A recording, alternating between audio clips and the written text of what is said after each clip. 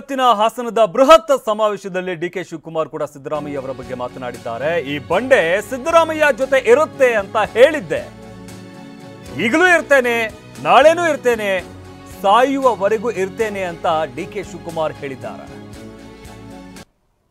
ತಲೆ ಕೆಡಿಸ್ಕೋಬೇಡಿ, ಮೈಸೂರಲ್ಲಿ ಈ ಬಂಡೆ ಡಿಕೆ ಶಿವಕುಮಾರ್ ಸಿದ್ದರಾಮಯ್ಯ ಜೊತೆ ಇರ್ತದೆ ಅಂತ ಹೇಳಿದ್ದೇನೆ.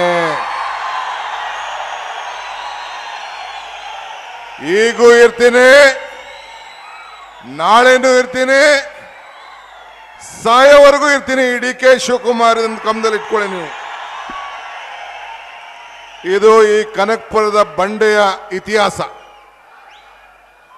ಎಲ್ಲಿ ಕೆಲಸ ಮಾಡ್ತೀನೋ ಅಲ್ಲಿ ಪ್ರಾಮಾಣಿಕತೆಯಿಂದ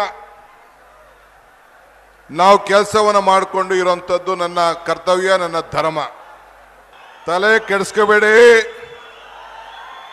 ಮೈಸೂರಲ್ಲಿ ಈ ಬಂಡೆ ಡಿಕೆ ಶಿವಕುಮಾರ್ ಸಿದ್ದರಾಮಯ್ಯ ಜೊತೆ ಇರ್ತದೆ ಅಂತ ಹೇಳಿದ್ದೇನೆ. ಈಗೂ ಇರ್ತೀನಿ,